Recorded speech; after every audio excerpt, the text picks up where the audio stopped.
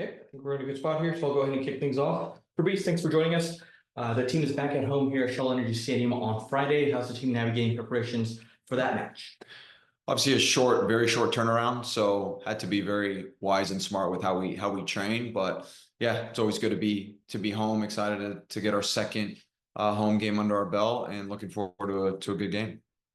Thank you for that. We'll go ahead and go to questions here on Zoom. We'll go ahead and kick things off with Dustin. Dustin, go ahead.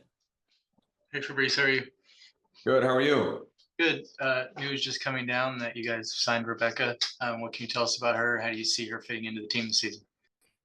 Yeah, look, I think she's a versatile player with a lot of the players that we want to bring in. I think she can pretty much be anywhere on the back line. Has even played the 6 role, so I think for her, those are kind of the spots we're looking at. She's a young player, athletic, but also can play out and very good on the ball, not only in possession but on the dribble. And so yeah, I think she fits a lot of or ticks a lot of boxes that we're looking for in those positions. And just wanted to ask you about Yasmin. We saw her more centrally. She played kind of on the left, it looked like, against Washington. How do you see her role into the team? Is that allowing Avery to have more freedom on that right side? And can you just talk about that a little bit? Yeah, look, we're still, as you can see, the first 2 games we've had different lineups, slight adjustments, and we'll see what happens in the 3rd game. But yeah, I think we're still seeing, okay, who fits where the best, as we're exploring. So yeah, she could be the thing with, yeah, she's so versatile. She could play anywhere in the 10 pocket. She could play wide. She could play even the 9. So yeah, still seeing what is best for her, but also for the team as we move forward. Thanks, Fabrice. You're welcome. Theo, go ahead. Hey Fabrice, how you doing? Good. How are you? Not too bad. I noticed Jane both after the win and in the video where she gave you the ball to celebrate your first win. She was using this phrase, burning the boats. Is that a you thing? Is that a Jane thing? Can we talk about what this movement is? Yeah, so on Tuesday of last week, we had a values meeting, and Angela, our president, ended with a video.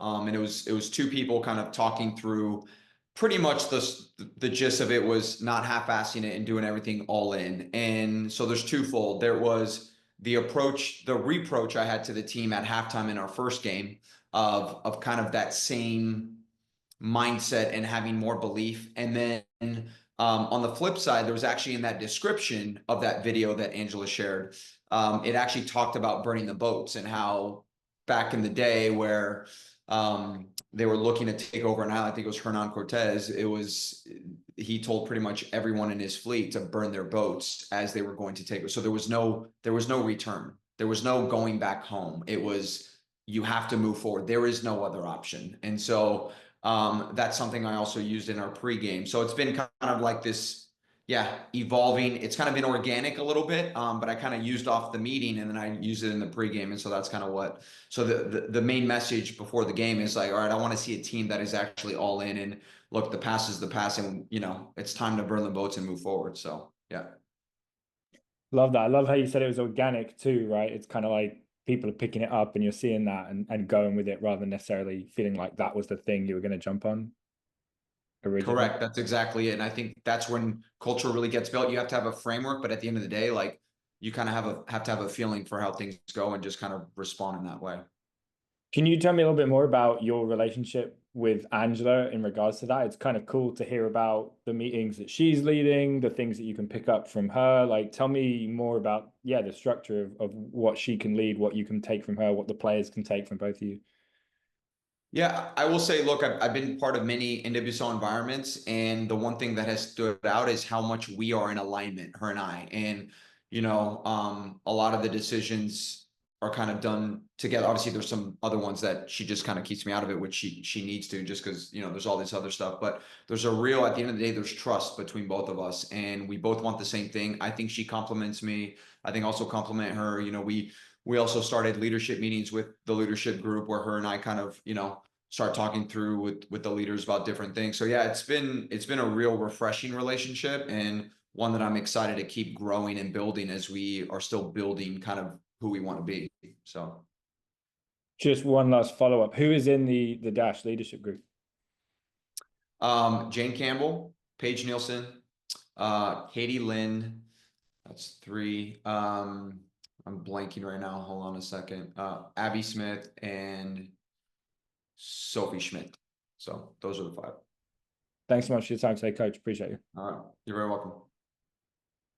Roy, go ahead. Hi, Fabrice. Thanks as always for the time today. I was just thinking before the match versus Chicago, you had mentioned that one of the things you liked about the second half of the first game was playing with more bravery in possession. Just wondering, looking at sort of everything from this past weekend's game, how you feel about, how the team has been like matching up to that call for more bravery in possession and in play. Yeah, I think if you look, so I think but if you look at both teams we played against, they defended very differently, right? So obviously Chicago's a lot more comfortable to sit back more. Obviously Spirit went more kind of front foot, higher press. So I think you'll see a little more of that against Gotham. So I think this weekend will be a good tell. It's still early, but what I'm pleased with some of the positional things that we were looking at from game 1, we're definitely implementing in game 2. Of course, there's some wrinkles that we need to iron out, but overall, yeah, you can see there's clear intent of what we're trying to do for sure. And then, related to that, I know Maggie has been scoring quite well off the bench. I know that that's something where sometimes there are players who are best served coming off the bench and scoring. Sometimes they're better off in the starting 11. I know Maggie's very young and still very early on, but right now, like, what is your read on where she fits best in terms of being able to keep up that output? Yeah, look, at the end of the day, what we have is a very competitive group. I've said it from day one. And if you look at the first 2 lineups, there were a change. Who knows what third day is? I think she just still needs to be consistent with the performances. And I mean, if she keeps performing the way she is, at the end of the day, we won't have a choice, right? So I think these are all good decisions. And I think she's playing very well. She's doing what we're asking of her. One thing you probably don't know about Maggie, she's probably been asked to play 6, 7 different positions this preseason, and she's just taken all in stride and just like, okay, whatever you need from me, and just kind of like whatever needs to get done, willing to get done. So I think you're seeing her versatility. I also think the position that we have her in could be a really, I think a good position for her in her career moving forward. So we'll see. And then last one, just interested in if you have any updates on Diana. I know she was available for selection. How's her health looking right now?